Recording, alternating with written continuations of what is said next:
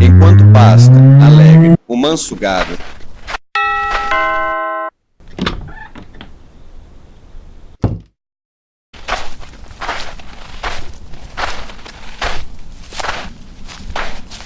Minha bela Marília, nos sentemos, à sombra deste cedro levantado, um pouco meditemos, na regular beleza, que em tudo quanto vive nos descobre, a sábia natureza.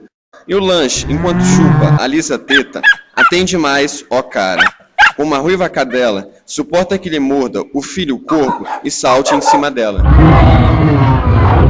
Aí veio o dragão e matou os dois.